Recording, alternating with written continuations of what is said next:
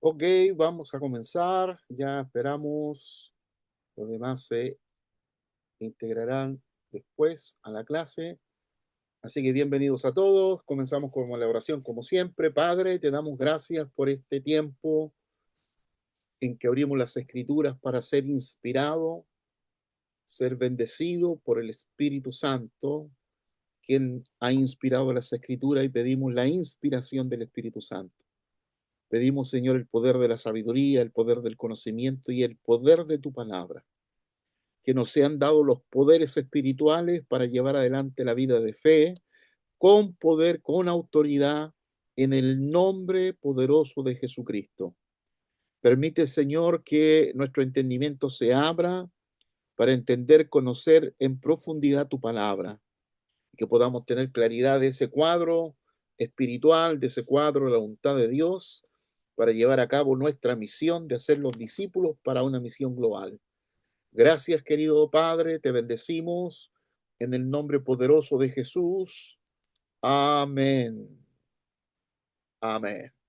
Bien, queridos, vamos a dar inicio. Los demás se integrarán después. Hoy día estamos con el estudio 38, ya acercándonos al 40 para terminar el cuadro de Dios y comenzar luego en el cuarto semestre, que será la misión o mediación del Evangelio.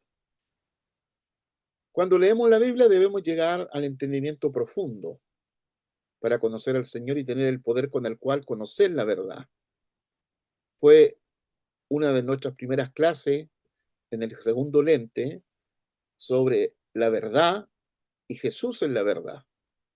Porque dijimos derechamente que la verdad es un conocimiento superior al solo hecho del conocimiento. Cuando el texto de Oseas dice que el pueblo perece porque le falta conocimiento, estábamos hablando de un conocimiento del Antiguo Testamento que todavía era parcial, ¿no?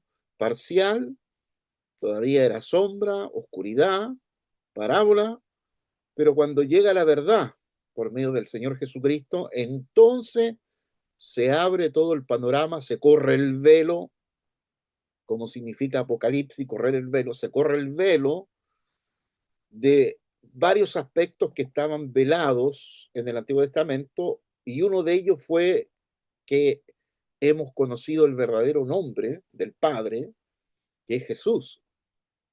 Y en ese nombre nos hemos dado cuenta que se nos dio la autoridad, se nos dio gloria y se nos dio el poder del nombre. Por lo tanto, ninguna enseñanza ni predicación podría igualar nunca la Biblia. Por eso debemos profundizar personalmente en ella, aunque hay que reconocer que hay buenísimos predicadores, buenísimos maestros en YouTube y en muchas plataformas, buenísimos, buenísimos, pero ninguno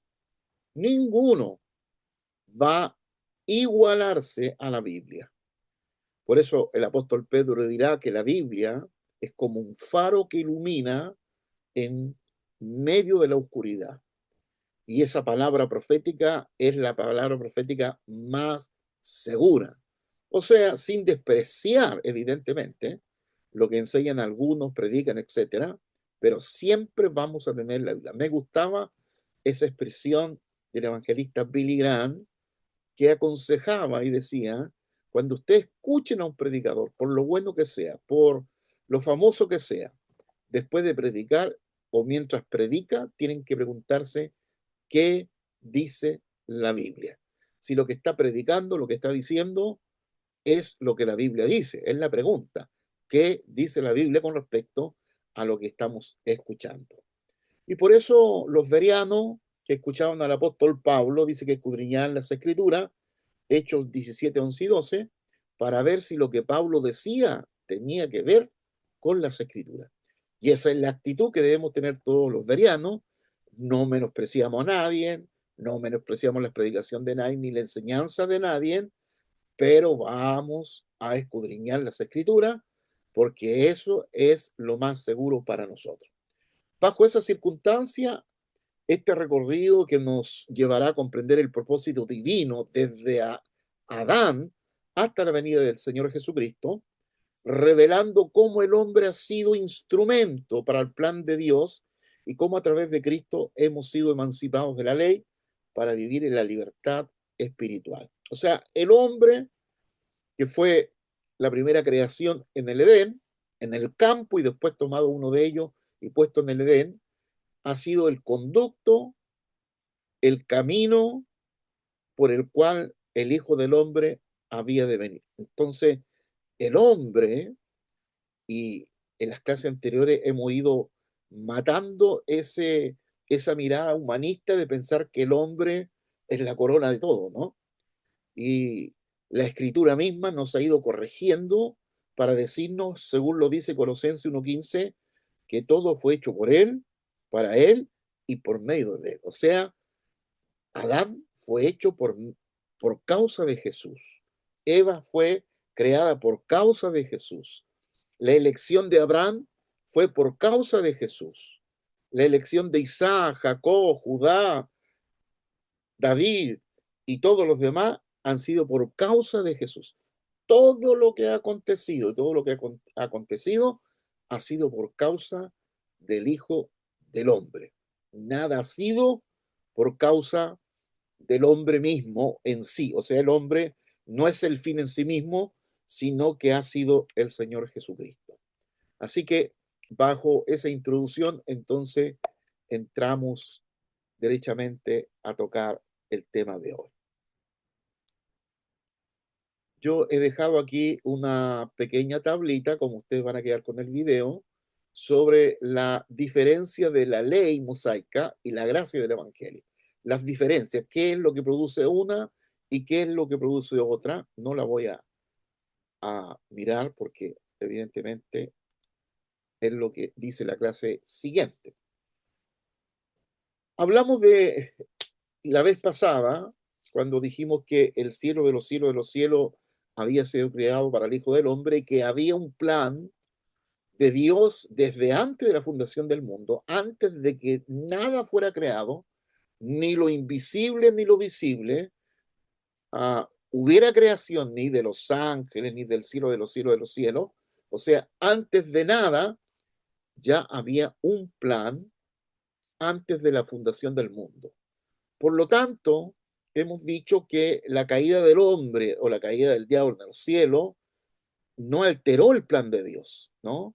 No es que Dios tuvo que modificar el plan, o como hay una teología que dice el plan revelado, el plan caído y el plan restaurado, porque aquí el plan de Dios nunca fue caído, ¿no? El plan de Dios lo que hace es llevar a cabo un cronograma establecido desde antes de la fundación del mundo, sabiendo lo que va a acontecer en cada era o etapa o la línea de la historia. Así que Cristo fue destinado a morir antes de la fundación del mundo. Y ustedes pueden ver ahí, 1 Pedro 1:20, que lo deja con claridad, que antes de todo, antes de la fundación del mundo, lo que acontece es que está totalmente planificada la venida del Señor. Y en segundo lugar, el hombre fue creado como camino para la venida de Cristo. O sea, es Jesús el camino, ¿no? Es Jesús el camino.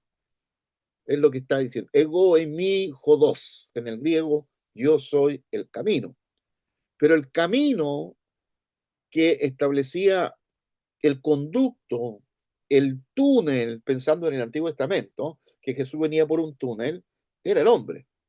El hombre no fue creado con un fin en sí mismo, sino con un propósito de venir el Hijo del Hombre por ese camino. Así que, aun cuando Dios ha dicho, no es el hombre bueno que el hombre esté solo, le hallaré ayuda idónea, pero la ayuda idónea fue por causa del Hijo de Dios, porque habiendo ayuda idónea, iban a poder nacer los hijos espirituales por el cual vendría la descendencia y vendría el Señor Jesucristo. Y en tercer lugar, Jesús se despoja a sí mismo y muere por la mano de los hombres, restaurando al hombre, restaurando el primer Adán, del cual ya hemos dicho, ¿no? El segundo Adán restaura al primer Adán que es alma viviente, y el segundo Adán, que es espíritu vivificante, que es capaz de dar la vida, de dar esa vida nuevamente, y estamos hablando de la vida espiritual, porque Adán no muere naturalmente, muere espiritualmente. Así que el segundo Adán, el espíritu vivificante, viene a vivificar el espíritu. ¿Ya? El espíritu humano recibe la vida de Cristo, como lo dice Pablo bien en Gálatas, recibimos la vida de Cristo, somos adoptados en Cristo y volvemos a vivir, nuestro espíritu vuelve a vivir nuestro espíritu, que nos da las condiciones, las capacidades para vivir la vida de fe. Y al final, Cristo completa su obra y asciende al cielo. ¿Ah? Asciende al cielo, que es ni siquiera es el fin en sí mismo, que Jesús ascienda al cielo. Porque el texto de Juan 17:3 nos deja ver cuál es el fin de todo. Y Jesús, Juan dijo, y esta es la vida eterna, que te conozcan a ti, el único Dios verdadero, y a Jesucristo a quien tú has enviado. O sea, el fin final no será aquí en la tierra, será en el cielo de los cielos de los cielos, en el reino de Dios. ¿Y cuál es el fin? Conocer al Señor. ¿Y cuánto nos va a significar conocer al Señor? ¡Wow! Serán eternidades, de eternidades, de eternidades, porque el Señor, evidentemente, como lo dice el judaísmo, el Señor es inaccesible, inalcanzable, y usa la expresión Gadol para decir Adonai Gadol, Dios es inmensamente grande y requeriremos muchas eternidades para poder conocerlo profundamente. Bueno, Jesús fue destinado a morir desde antes de la creación. Eso nunca se nos olvide. El Señor no viene a arreglar un queso que se echó a perder. Esto está ya establecido, planificado, hay un cronograma de tiempo para ir cumpliendo todo lo que ya se planificó antes de que nada existiera, nada fuera creado. Bueno, Génesis 3:22 se anticipa este hecho. Una de la Trinidad tendría la experiencia de la muerte y la resurrección. Antes que Adán experimentara la muerte, uno de la deidad ya había sido destinado a experimentarla, como nos revela 1 de Pedro 1:20. Bueno, así es. No se olviden cuando el hombre come del árbol de la ciencia y el bien y el mal, que no es en fin el pecado del hombre, sino que cuando come de la ciencia y el bien y el mal, bueno, Dios dice, el hombre será como uno de nosotros, ¿no? Sabiendo el bien y el mal como uno de nosotros. Bueno, ese uno como nosotros, evidentemente era la imagen de la forma de Dios, o sea, Jesús, quien tendría que venir, ¿no? Destinado desde antes. Por lo tanto, al pensar en este plan extraordinario, perfecto, tremendo, de lo que significó la venida del Hijo por la vía del hombre, la creación del hombre. Así que el hombre fue y es o fue el camino para que viniera el Cristo, para que viniera el Hijo del Hombre, con su ministerio de Cristo. Se imagina que si Adán no hubiese pecado, el Hijo del Hombre no viene como Cristo, porque no es necesario redimir a Adán. Pero como Adán desobedeció, cometiendo, ¿cierto?, el pecado satánico de la desobediencia y la rebelión, entonces el Hijo del Hombre vino como Cristo con su misión de Cristo, que significa, ¿cierto?, ungido, y que es el que dará su misión. La misión de Cristo es dar la vida por el hombre, restaurar ese camino que ha sido perjudicado por el primer Adán. Así que el hombre es el camino por donde viene Jesucristo, para despojarse a sí mismo. Y el hombre es la senda por la cual Jesús viene para morir, ¿no? Es el camino de la encarnación, es el camino del sacrificio, es el camino de la obediencia a través del hombre. Cristo obedece al Padre hasta la muerte, Y recuérdense, yo lo decía en la predicación del domingo, se nos dio voluntad, la voluntad de los individuos, la voluntad de los seres espirituales, se les dio voluntad para obedecer. Y cuando el ser espiritual obedece, está en la perfección como hombre, y cuando obedece el ser espiritual, el ángel, y obedece, está en la perfección como ángel, como estos seres volitivos a quien se les dio esa capacidad de obedecer, pero cuando el ángel desobedece, cae de la perfección, y cuando el hombre desobedece, cae de la perfección, y como Jesús obedeció hasta la muerte, hasta la humillación, hasta aprender a obedecer a través del sufrimiento, mantuvo la perfección de la voluntad, porque usó la voluntad como para beneficio de los demás y para llevar adelante el plan de Dios. Así que el hombre está al servicio del Señor hasta que Jesús muere en la cruz, ¿no? Hasta que Jesús muere en la cruz. Así que el hombre prepara el camino por donde viene Jesús para morir. El hombre en la senda de Jesús por el cual él viene para obedecer al Padre hasta la muerte. Así que él aparece teniendo el cuerpo del hombre, nace por el cuerpo del hombre y siendo igual a Dios, se despojó a sí mismo. O sea, tuvo un vaciamiento de sí mismo para asumir la imagen del siervo, la semejanza, porque recuérdense que los hombres somos semejanza de la imagen. Entonces, Jesús, quien es la imagen que coeternamente con el Padre, toma la semejanza del hombre. No pierden la imagen, porque esa imagen es la divinidad, ¿no? Es la divinidad. La imagen es la manera de mostrar a Dios, como bien lo dice Pablo en Filipenses capítulo 2, que Jesús es la imagen de la forma de Dios, ¿no? Cuando vimos la imagen, nosotros vimos al Padre, vimos esa forma, pero Jesús deja la imagen de la forma de Dios y asume la semejanza, porque el hombre es la semejanza de la imagen. Por lo tanto, él asume la semejanza y toma la forma de hombre, y para hacer eso se tiene que encarnar y se tiene que despojar para llegar al nivel del hombre pecador. Así que el hombre es un instrumento divino, ¿ah? Un instrumento divino, como el pollino, como Jesucristo entró a la ciudad montado en un pollino, el hombre hace el rol de pollino, ¿no?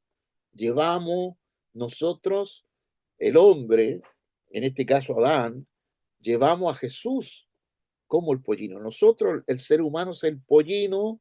Me recuerdo una vez en la predicación, no sé si recordarán ustedes, el, el pastor King hizo la alusión al pollino. ¿Qué es lo que era un pollino? Un pollino era un animal no domado, era un animal que no había sido domado, no había sido montado, por lo tanto era chúcaro, absolutamente chúcaro. Nadie se subiría a un pollino porque iba a terminar en el suelo. Pero cuando este pollino no domado, el Señor Jesús se subió arriba de él, lo montó, el pollino nunca, nunca lo botó. O sea, el pollino se sujetó, parece que entendió quién lo montaba. Y de igual manera nosotros somos el pollino, donde Jesús va montado. Entonces, cuando somos chúcaros, está el peligro de que botemos a Jesús de nuestro lomo. Cuando nosotros nos rebelamos, cuando nosotros corcoviamos, como se dice, está el peligro de que Jesús caiga. Entonces decía el pastor, hay que ser humilde y pasivo, porque está el riesgo de votar a aquel que monta el pollino. Me encantó esa metáfora que hizo el pastor. Y bueno, el hombre fue el medio por el cual Cristo se despojó a sí mismo.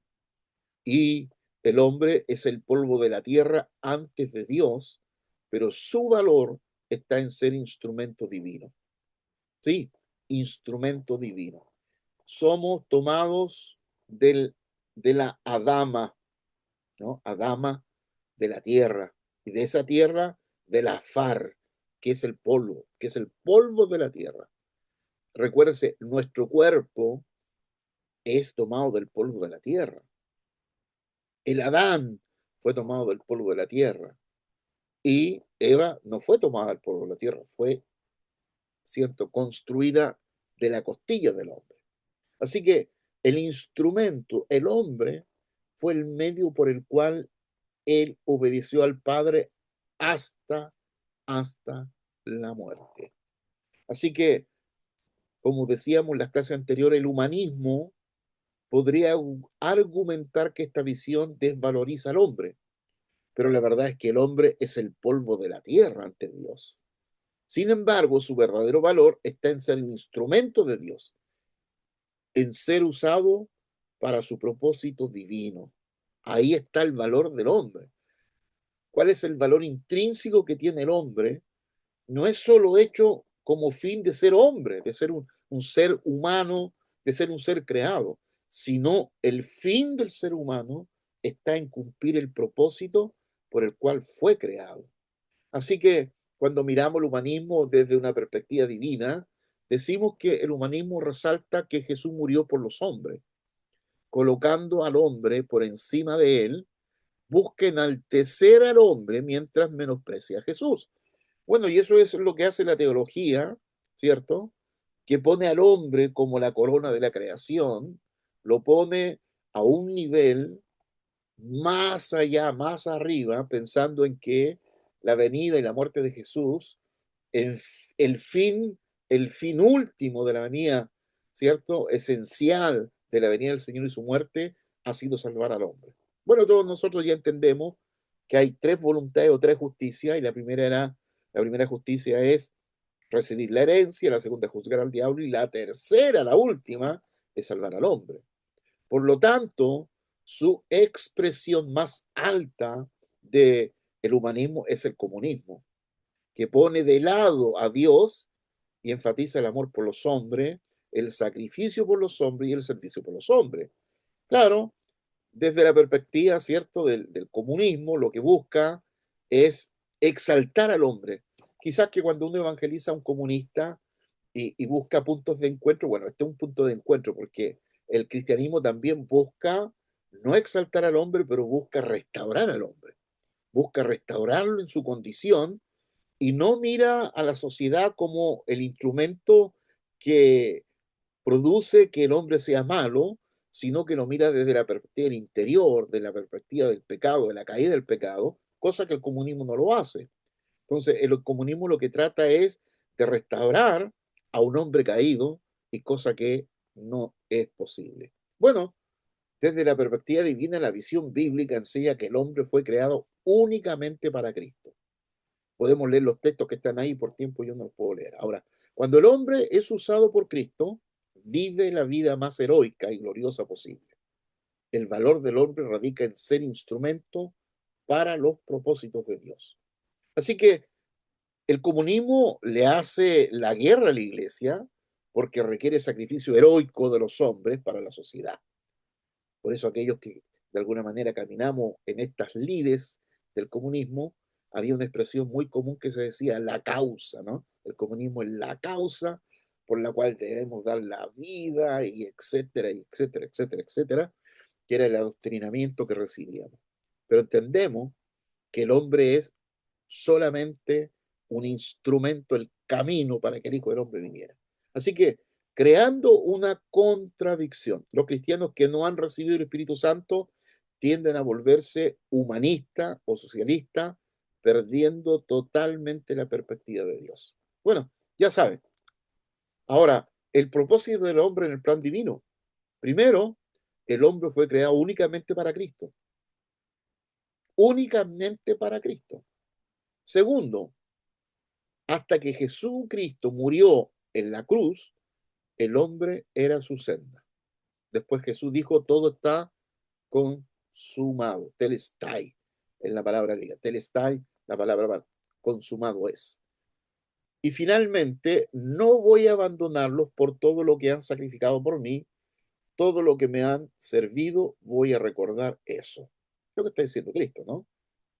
Así que el simple hecho de que el hombre exista por Cristo ante Dios es grandioso. Cuando el hombre es usado por Cristo, vive la vida más heroica y gloriosa posible. Cristo entra al cielo siendo enaltecido por el Padre después de obedecerle hasta la muerte. Si miramos esto desde la perspectiva del plan divino, de cómo se trazó el plan desde antes de la eternidad, de antes de que todo fuera creado, bueno, desde la voluntad de Dios, el cielo fue creado para el Hijo, ¿cierto? Lo que llamamos la primera justicia, la herencia del Hijo. Y luego, desde la perspectiva universal, Jesús vino para destruir al diablo, ¿no? Y desde la perspectiva humana o del tercer espacio o del primer espacio, Dios envió a Jesús porque ama este mundo. ¿Ah? Ama este mundo. Ahora, cuando observamos todo a partir de este mundo, de la perspectiva del espacio de la salvación del hombre, del primer espacio, con el hombre como centro, tenemos una perspectiva humanista, donde todo es obra para la salvación. Si vemos más alto, vemos el universo como el lugar donde Jesús vino para destruir al diablo. Pero después de la perspectiva del trono celestial, vemos la voluntad de Dios, el cielo fue creado para el Hijo. Mire, cuando uno mira el plan de Dios, lo puede mirar desde tres perspectivas. Hay tres perspectivas, o tres voluntades, o tres justicias. La primera perspectiva, que ya, permítame hacer la metáfora siguiente. Cuando uno va a subir una montaña y llega a la base de la montaña, antes de comenzar a ascender, uno tiene una perspectiva de todo el valle, ¿no? Puede ver algunas cosas, las que el ojo le permita ver, y no son muchas las que uno le permite ver desde la perspectiva de uno, pero cuando asciende a la montaña y va por la mitad, ya comienza a tener una perspectiva bastante diferente. Comienza a ver esto, lo otro, el río y algo así. Pero cuando llega arriba, entonces tiene una perspectiva total, total, puede ver los ríos, puede ver las personas, todo el valle con una perspectiva extraordinaria. Bueno, pasa lo mismo cuando miramos el plan de Dios desde la perspectiva del primer espacio de la salvación del hombre, uno tiene una perspectiva del plan de Dios. El único problema es que esa perspectiva a uno no le dice de dónde salió el mal, no sabe de dónde viene el mal, no sabe quién pecó antes que el hombre pecara no tiene la menor idea. Y si uno sube la montaña a al segundo nivel, que es la perspectiva de donde Satanás es juzgado, entonces uno tiene, claro, una perspectiva más amplia de la visión, ya entiende dónde se originó el pecado, quién se rebeló, quién fue destruido, a quién lo echaron del cielo, comienza a tener, pero hay un montón de otras preguntas que no las puede responder hasta que llega arriba de la montaña y tiene la perspectiva completa. Y ese es el tercer espacio o el reino de Dios. Y cuando miramos desde la herencia del Hijo, vemos el plan hacia abajo completo, de igual manera aquí como está esta montaña, y podemos tener una comprensión más completa de todo lo que significó el plan de Dios. Por eso, queridos, desde esa perspectiva, no es que cada perspectiva no tenga importancia, tiene mucha importancia, pero la primera perspectiva, la salvación del hombre, es limitada. Y si vamos a la segunda, con el juicio de Satanás, es un poquito más amplia, pero sigue siendo limitada. Pero cuando hacemos la mirada desde el tercer espacio de la herencia del Hijo, entonces ya nos queda clarísimo el plan de Dios. Así que el hombre en el plan divino era el camino. El hombre marca el camino por el cual Jesucristo entra al cielo. Como les dije, si el hombre no cae, no comete el pecado satánico, Jesús viene por el huerto del Edén, ¿no? Y viene como hijo de hombre, no viene como el Cristo. Pero como el hombre cae, Jesús no puede venir por el Edén, sino que tiene que esperar que se cumpla el tiempo. Y ahí Gálatas 4:4 nos dice, y cumplido el tiempo, vino el Señor. El Señor vino cuando el tiempo fue cumplido el plan. Así que el despojamiento, Cristo no estimó es igual a Dios como cosa a que aferrarse, sino que Dios lo exalta, lo resucita y lo hizo sentarse en el trono para cumplir el plan total por el cual el Señor había venido. Ahora, visto desde la voluntad de Dios, el hombre sirve para buscar una descendencia. Y lo dice Malaquías 2:15, ¿cierto? El hombre es quien marca el camino por el cual Jesucristo entra al cielo, en la obra donde él no estimó el seguro a Dios, sino que se despojó a sí mismo y obedeció hasta, hasta, hasta la muerte, haciendo uso de la voluntad perfecta. Por eso dice el texto, ¿cierto? No os conforméis a este siglo, sino transformados por medio de la renovación de vuestro entendimiento, para que seáis capaces de comprender cuál es la voluntad de Dios agradable y perfecta. Claro, la voluntad de Dios es perfecta. ¿Por qué la voluntad de Dios es perfecta? Porque Dios usa la voluntad para la obediencia. En Dios no hay desobediencia, hay obediencia. Y como hay obediencia permanente, entonces la voluntad es perfecta. ¿Por qué nuestra voluntad se volvió imperfecta? Porque no obedece siempre. No siempre obedece. Si el hombre siempre obedeciera, su voluntad sería perfecta. El mundo sería perfecto, el mundo sería otro. Pero el hombre usa la voluntad que se le dio como ser espiritual para desobedecer.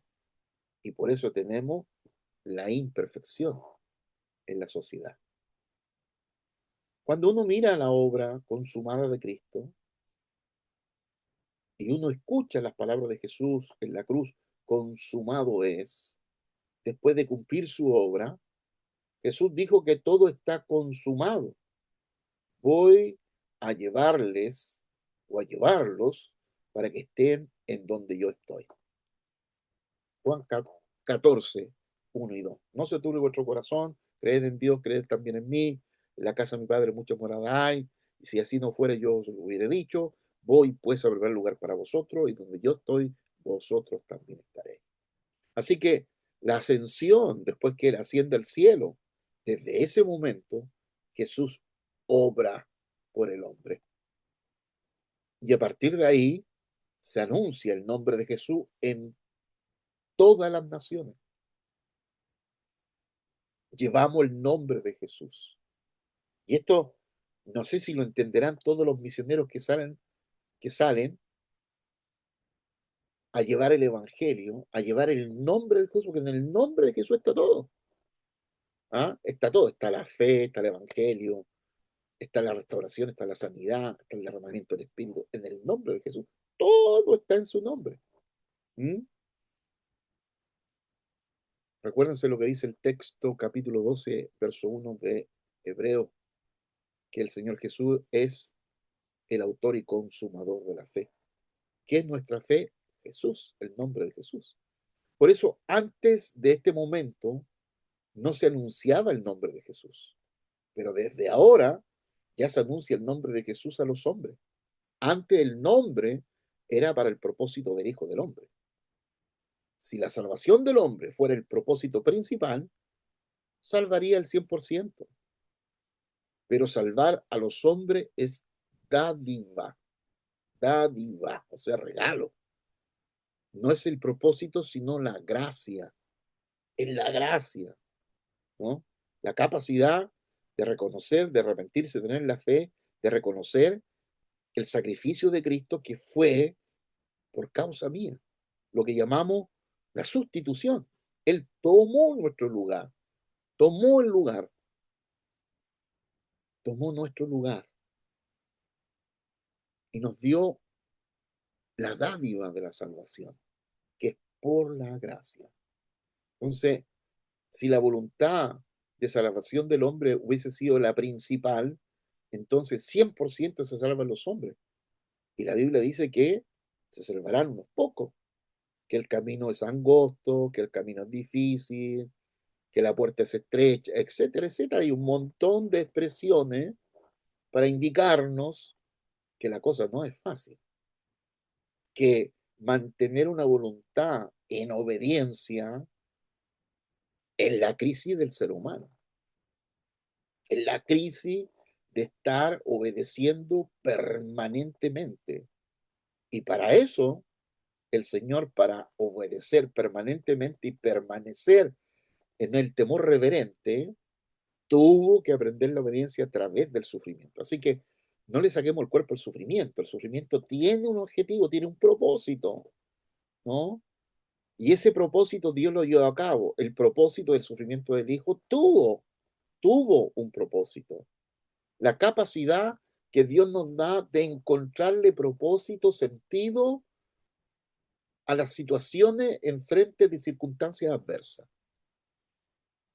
Dios puso en todos nosotros el ADN del sentido, del propósito.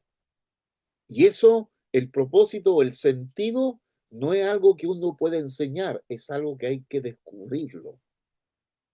Y pareciera que Dios pone en el sufrimiento la capacidad de descubrir con más facilidad el propósito. ¿Se recuerda que yo le hablaba del libro El hombre en busca de sentido de Viktor Frankl?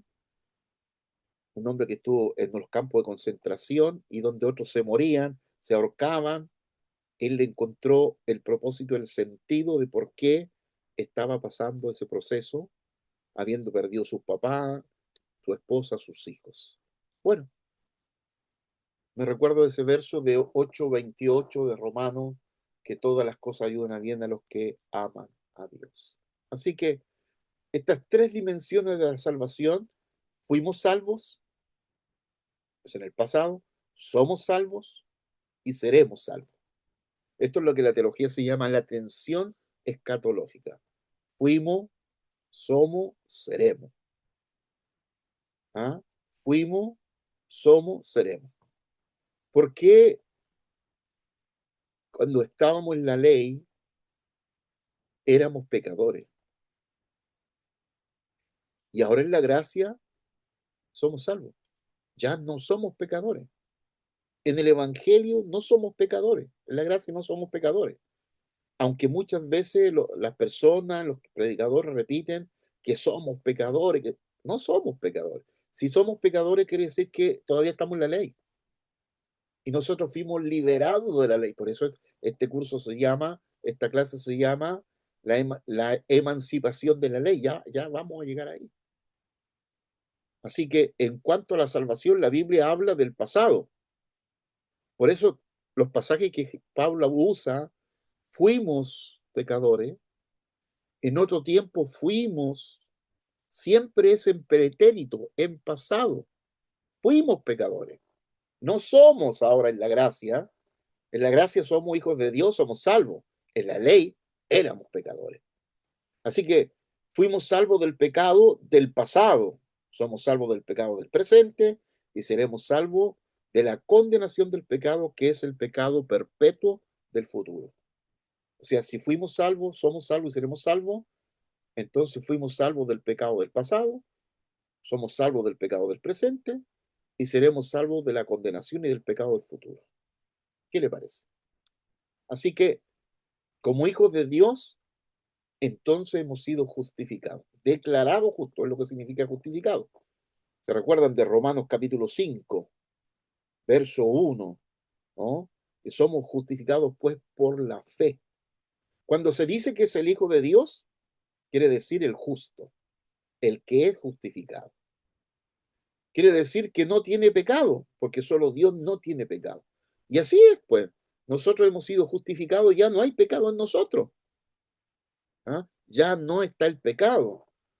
¿Y cuál es el pecado? El pecado singular, ¿eh? No pecado plural. El pecado singular. ¿Y cuál es el pecado singular? Bueno, en el Antiguo Testamento el pecado singular era violar los primeros cuatro mandamientos. No te harás imágenes, no tomarás el nombre del Señor en vano, etcétera, etcétera. Los primeros cuatro mandamientos que se llaman los mandamientos teocéntricos. Violar esos mandamientos era el pecado del Antiguo Testamento en la ley. Pero ¿cuál es el pecado en el Nuevo Testamento? El pecado es no creer en Jesús. Por eso nosotros no somos pecadores, porque nosotros creemos en Jesús. Si no creyéramos, seguiríamos bajo la ley y seguiríamos siendo pecadores. Pero como ya salimos de la ley, no estamos bajo la ley que constituye los pecadores, los que están bajo la maldición, sino que estamos en la gracia del Evangelio, entonces ya no somos pecadores. Porque ¿cuál es el pecado?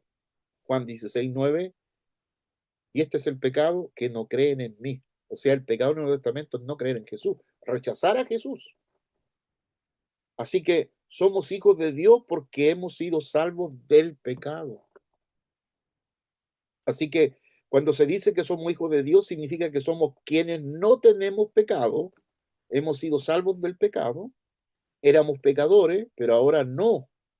Fuimos salvos y dejamos la condición de ser pecadores. Como fuimos salvos del pecado, ahora debemos dejar la vida de pecado, desvistiéndonos de ese pecado o del viejo hombre. Y vivir la vida en el Espíritu Santo, vivir la vida en la palabra, vivir en la vida en la comunión. ¿Es posible pasar un día sin pecar? Hoy día en la gracia, claro que sí, pues, por supuesto que sí. ¿Por qué? Porque no somos pecadores, no somos pecadores. Recuérdense que en la ley los primeros 4 mandamientos era el pecado y los últimos 6 mandamientos era la carga de mal. No honrar al padre y a la madre, codiciar las cosas de otro, matar, robar. Esa es la carga de mal. Ese no eran lo que en el Nuevo Testamento se llaman pecados, plural, pero por esos pecados nadie será condenado, porque el gran pecado, no creer en Jesús, ya fue solucionado. ¿Y cómo fue solucionado? Aceptando el sacrificio de Cristo en la cruz, siendo lavado por la sangre bendita y recibiendo el nombre de Jesús en nuestro espíritu. Hemos sido librados del pecado y el nombre de Jesús ha venido a habitar en nuestro espíritu, sellado por el Espíritu Santo. Por lo tanto, ya no pecamos singular, pero hay carga de mal en la medida en que vivimos en la carne con una voluntad que no obedece la palabra. Bueno, en esa medida vamos a tener carga de mal, que significa obras de la carne. Y las obras de la carne, evidentemente, que afectarán tu espíritu, afectarán nuestro espíritu. Y por eso nuestra voluntad debemos enseñarla a que obedezca. ¿Ah? Ahora, ¿cuál es el poder de la libertad? De ser emancipados de la ley. Bueno, el poder del perdón, de la emancipación y la libertad, puede derrumbar la enfermedad y la opresión del diablo. Y aquí hay una cosa interesante porque en las redes sociales, como hay una influencia muy fuerte del judaísmo y de gente que quiere judaizar, que piensa que ya no llamándole a Jesús Jesús, sino Yeshua, o en vez de decir Dios, decir Elohim, que cambian palabras pensando de que esa manera van a ser escuchados y son más espirituales. Hay que entender bien de cómo hemos sido liberados y hemos sido emancipados de la ley, porque esas personas regresan a la ley, ¿no? Piensan que la Torá, que hay que cumplir toda la Torá, que hay que cumplir todo el sistema alimentario, etcétera, etcétera. Entonces, el poder del perdón es lo que le agrega el evangelio, la gracia, a la ley que la ley no tenía. ¿Qué no tenía la ley? Dos cosas, perdón y arrepentimiento.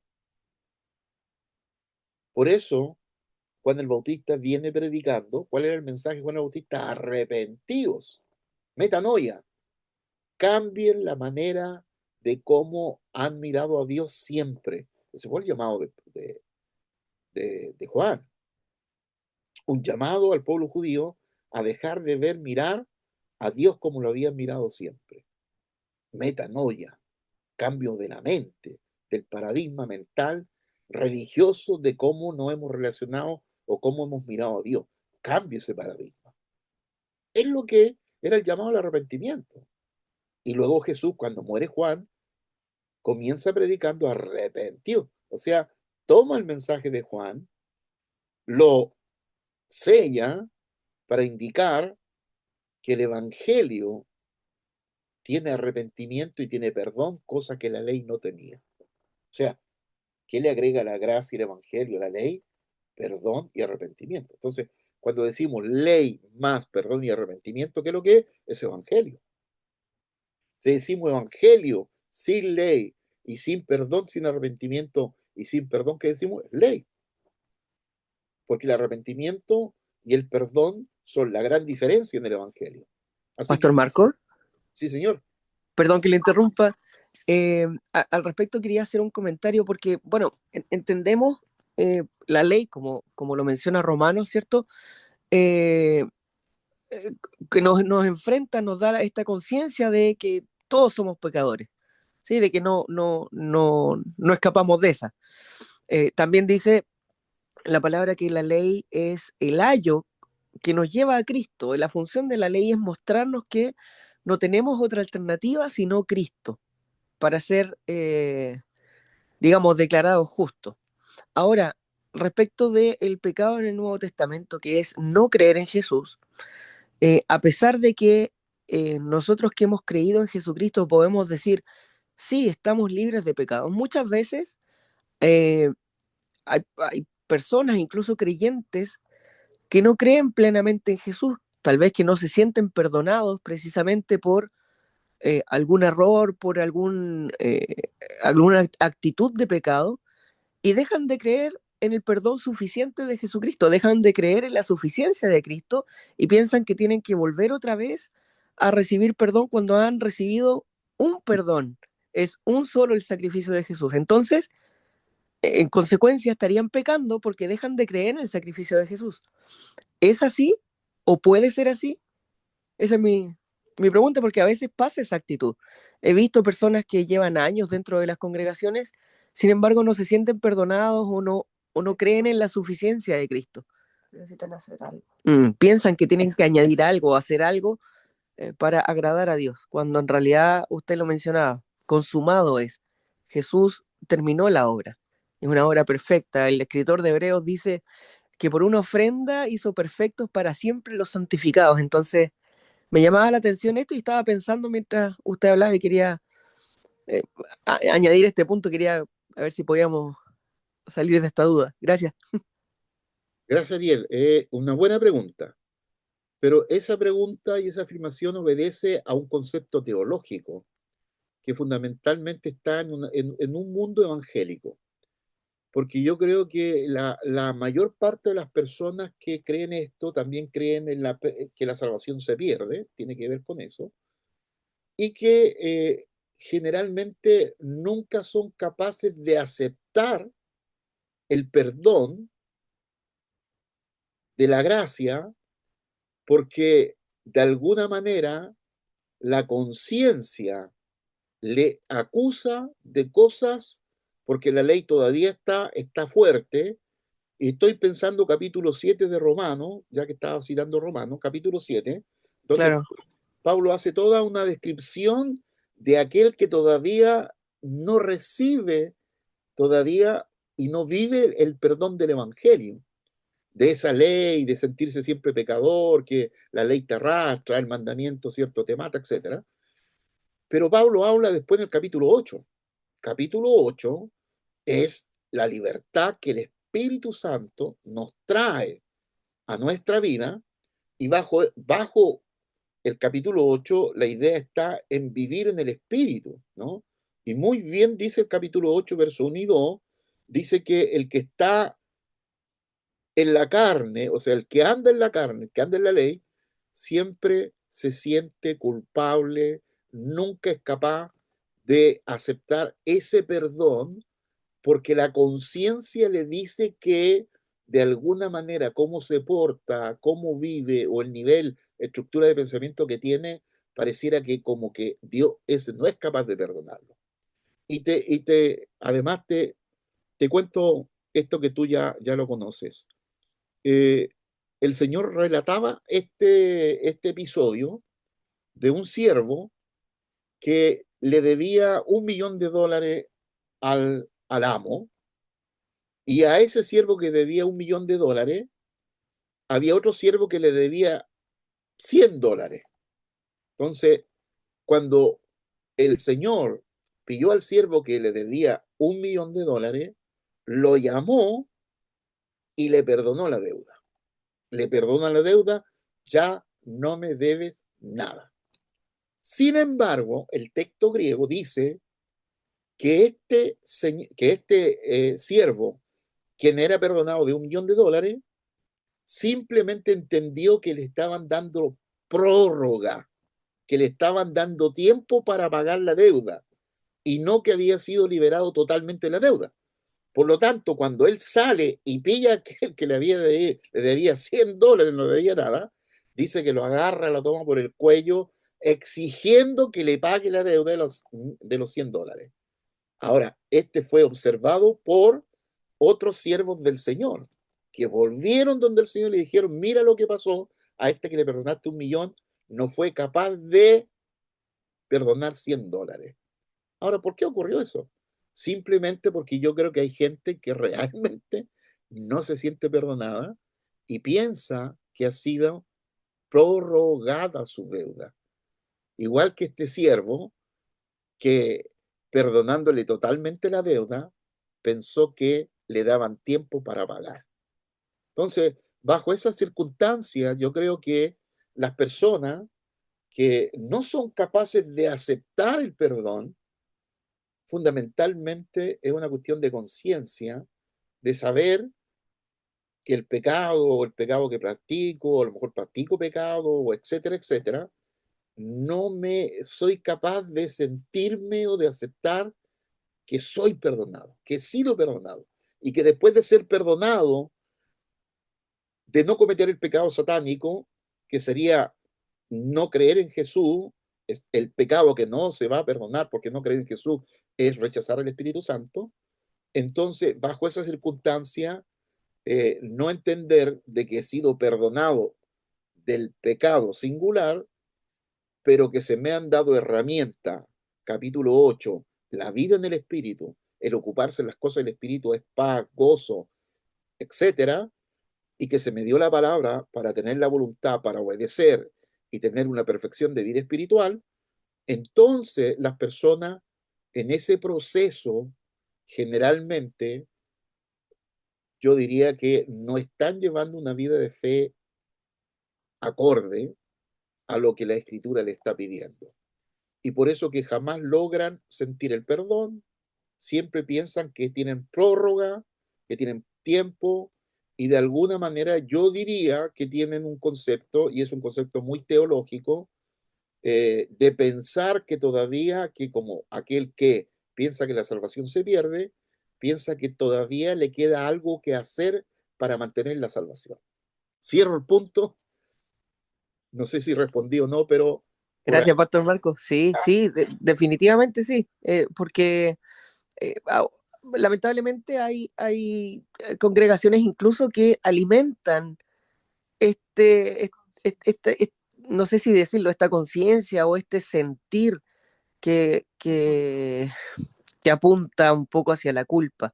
Entonces, el riesgo de tal vez estar pecando por no creer en Jesús, ese es el tema. O sea, porque muchas personas que dicen, sí, yo creo en Jesús, creo que existe, pero más allá de creer en la obra perfecta y la obra suficiente de Cristo, no lo hacen. Entonces, siento que hay un riesgo latente ahí que, bueno, nosotros tenemos la bendición de resolverlo por la escritura, pero hay muchos que aún están cegados a esto y creyendo tal vez que tienen que añadir algo a la obra suficiente de Cristo. Gracias, Pastor Marco. Ok, muy bien. Buena pregunta. Bien, seguimos entonces para ya casi terminando. Estábamos hablando, ¿cierto? Ahora, la razón de post-resurrección, tenemos, ¿cierto?, al Cristo entronado, se cumple totalmente el proceso desde antes de la fundación del mundo. Jesucristo, después de ascender al cielo, nos cuida desde ahí. Desde ese momento Jesús nos ayuda y obra por nosotros. Hasta ese momento el hombre recibía la bendición haciendo la obra de Jesús, y ahora Cristo intercede por nosotros ante el Padre. Fíjese que en el capítulo, no sé si es 9 o 10 de Hebreo, cuando hace la descripción del tabernáculo, ¿se recuerda usted que en el tabernáculo, en el lugar santo, habían tres objetos o tres muebles, como se llaman ahí en el capítulo 33 de Éxodo? Uno era el altar del incienso, ¿cierto? El otro era la mesa de los panes y la menorá, el candelabro. Pero cuando uno lee capítulo 9 o 10 de Hebreo, tú te das cuenta que cuando hace la descripción, pone el altar del incienso en el lugar santísimo. Lo cambia del lugar santo al santísimo. Pero si lee Hebreo, o sea, si lee Éxodo, te das cuenta que el altar del incienso está en el lugar santo. Ahora, ¿por qué cambia al lugar santísimo? ¿Qué es lo que era el altar del incienso? Era la oración, era la intercesión. Bueno, Jesús atravesó del lugar santo al santísimo, y ahora el reino de los cielos, cielo de los cielos de los cielos, es el lugar santísimo. Por lo tanto, ¿quién está ahí intercediendo permanentemente? Es el Señor Jesús. Y por eso este cambio del altar del incienso al lugar santísimo es la muestra visible de que hoy día el ministerio del Señor Jesús radica en la intercesión permanente por la iglesia, por cada uno de nosotros. Así que si nadie ora por ti, bueno, Jesús lo hace permanentemente. Ahora, Cristo envía al Espíritu Santo para guiarnos y fortalecernos en nuestra vida espiritual, sin duda. Por eso pensaba yo, Ariel, que una persona que si realmente ha tenido una experiencia con Cristo y no se siente perdonada o no siente que el hecho de Cristo ha sido el telestai, el consumado aquí se terminó todo, aquí, ¿cierto? Fue restaurado todo. Yo diría, por lo que dice también el texto de capítulo 8 de Romanos, que dice que nadie puede llamar Señor a Jesús sino por el Espíritu Santo. Y yo a lo mejor tendría mis dudas si esa persona ha recibido el Espíritu Santo. Porque nosotros aquí hemos entendido que uno recibe el nombre de Jesús. Y el nombre de Jesús, evidentemente, ya es salvación. El nombre de Jesús. Pero ese nombre tiene que venir a ser sellado por el Espíritu Santo. Capítulo 1 de Colosenses. Y hay gente que recibe el Espíritu Santo y hay gente que no lo ha recibido, simplemente. Por lo tanto, esos que no han recibido el Espíritu Santo tienen que vivir en la incertidumbre de que sin Espíritu Santo no hay poder para vivir la vida de fe. Hecho 1:8, recibiréis poder cuando haya venido sobre vosotros el Espíritu Santo y me seréis testigos. Y por eso no son testigos, no hacen su misión de ser discípulos, etcétera, etcétera, etcétera. Yo creo que ahí habría que echarle una miradita si realmente son salvos o no. Bueno, la muerte a la ley. La muerte de la carne del hombre está definida. Nosotros tenemos un cuerpo, cierto, de la carne que nos ayuda a vivir la vida del espíritu. Si esta carne se muere, el espíritu no tiene ninguna posibilidad de seguir viviendo. Tiene que volver a Dios nomás. Pero la muerte del espíritu es por causa del pecado, es decir, por la ley.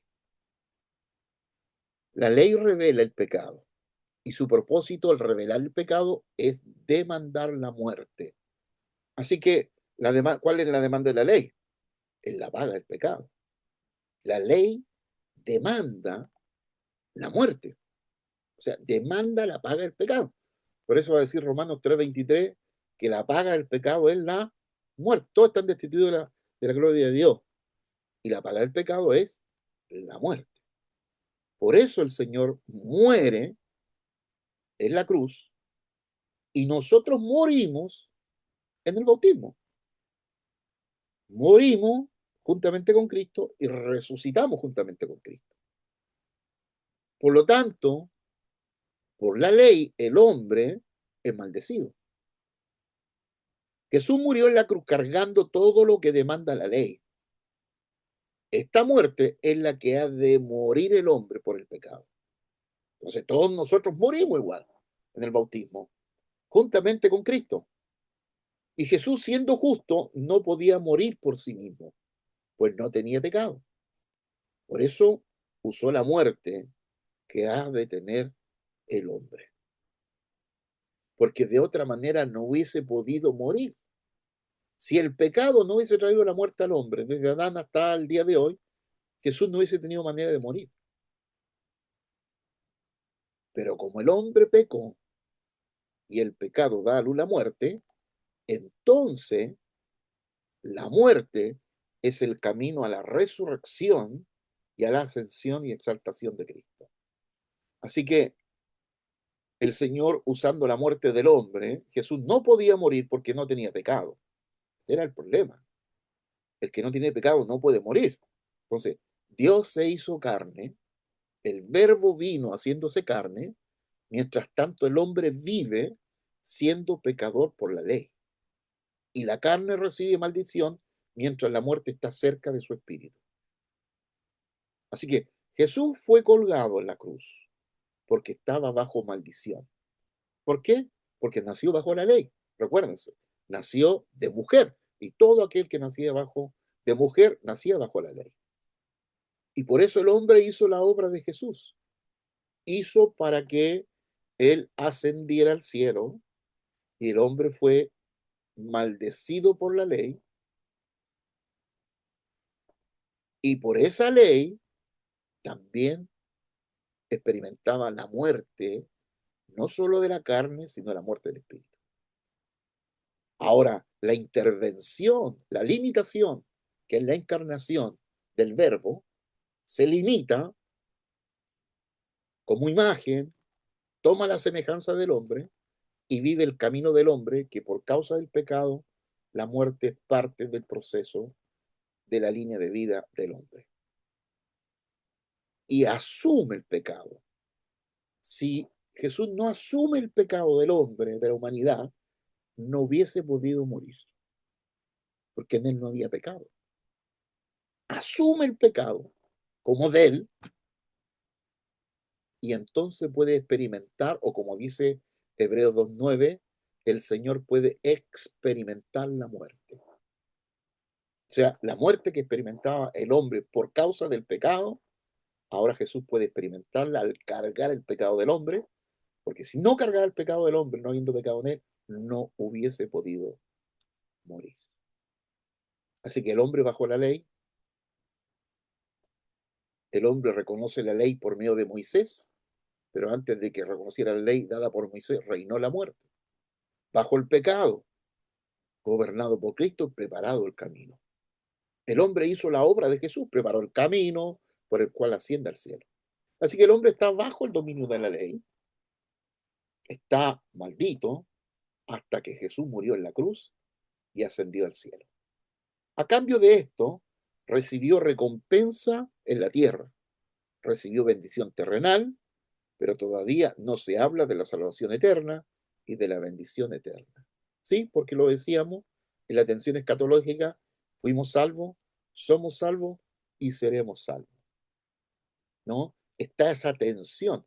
La plenitud de la salvación será cuando el Señor venga, evidentemente. Cuando estemos viviendo en el reino de Dios, viviremos la plenitud de la salvación, la plenitud de la eternidad y la plenitud de la bendición. Ahora estamos en esa transición todavía de vivir eternamente la obra de Cristo en nosotros. Todo está consumado, hijo. Todo consumado. Hay una versión que me encanta de Telestai que dice, todo la obra que venía a ser la hizo. Telestai. Todo está consumado. Así que ya no es necesario estar bajo la maldición. Nadie. ¿Se imagina que toda la gente supiera que está bajo maldición? Quisiera salir de la maldición. Inmediata. Nadie le gusta la maldición, a todos les gusta la bendición. Pero para recibir la bendición, uno requiere salir de la maldición. Y ahí hay que usar la voluntad nomás para hacerlo. Ya no es necesario estar bajo la maldición. Si lo dice Pablo a los Gálatas, capítulo 5, ¿quién os enseñó a vosotros de volver otra vez a lo que fuiste libre, volver a ser esclavo? ¿Qué tal querer ser esclavo? Nuevamente bajo la maldición de la ley, cuando hemos recibido tan grande salvación, como lo dice el libro de Hebreos 4, ¿no? Una salvación tan grande. Así que hasta ahora ustedes han hecho mi obra. Así que desde ahora yo obraré por ustedes. Así que después de dar cumplimiento a su obra, Jesús dijo, todo está consumado. Cuando Jesús dio cumplimiento a esta obra, ya no es necesario estar bajo maldición ni hacerse siervo por el pecado. A partir de ese momento, conocer a Jesús en la fe. Y Dios definió su voluntad de salvar a los que creen. Así que la voluntad del Padre cumplida, total. Primero asciende al cielo, da cumplimiento a la obra del Padre, se sienta en el trono. Luego envía al diablo al infierno después de ser condenado. Enviará al infierno, todavía no va. Y finalmente nos llevará después de salvarnos. A donde yo estoy, vosotros también estáis. Así que la salvación del hombre es posterior a la ascensión de Cristo. Primero muere, resucita y asciende, y luego envía el Espíritu Santo a la tierra. Por haber muerto Cristo, el diablo fue sentenciado. Jesús resucita, ascendió al trono celestial e hizo la voluntad del Padre en el cielo. Así que ahora solo falta enviar al diablo al infierno cuando Cristo venga a condenarlo finalmente. Ya está sentenciado, ya está el veredicto, ¿cierto? Pena remitida, arraigo total, no puede arrancar del, del universo, tiene arraigo total, y ya Jesús vendrá para juzgarlo y lanzarlo al lago de fuego, al infierno y luego al lago de fuego. Por lo tanto, Él nos llevará para que estemos donde Él está, promesa total del Señor.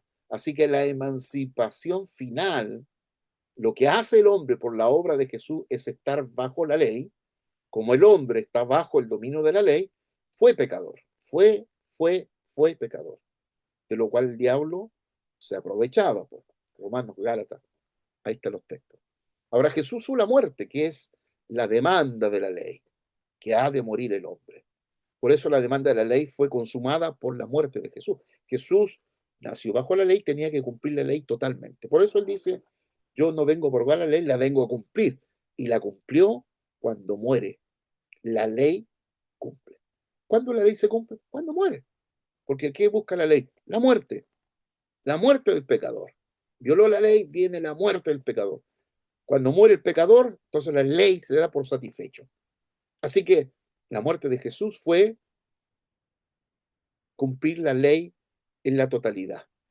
Y todos nosotros los que hemos muerto en él y hemos resucitado, hemos cumplido la ley. Porque ni un ser humano puede librarse de la ley.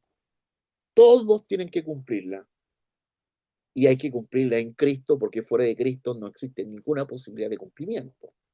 Entonces, en Él, todos nosotros la hemos cumplido. Ahora, ya hemos sido emancipados. Por eso en Gálatas se refiere a los torpes que quieren estar bajo la ley. Los del Antiguo Testamento debían obedecer la ley, pero ahora es una insensatez querer obedecer la maldición, lo que decía la muerte, de algo que fuiste liberado. Así que recibamos la emancipación, recibamos la libertad, recibamos el Espíritu Santo, el Espíritu de verdad, que ha venido a sellar el nombre de Jesús en nosotros y a darnos la capacidad, a darnos las competencias para llevar adelante nuestra misión de formar discípulos. Ahora, Cristo vendrá para llevarnos a estar con Él por toda la eternidad. completamente libre de la ley y del pecado, viviendo en la plenitud de su presencia. Qué tremendo. Qué tremendo, queridos. Realmente algo para alegrarse. Espérenme, estoy ahí en la estrella todavía. Voy a aparecer ligerito. Ahí estoy. Extraordinario. Comentarios. Pastor, con Sí, respecto a la carga a la carga del mal que tiene el ser humano, ¿no? ya.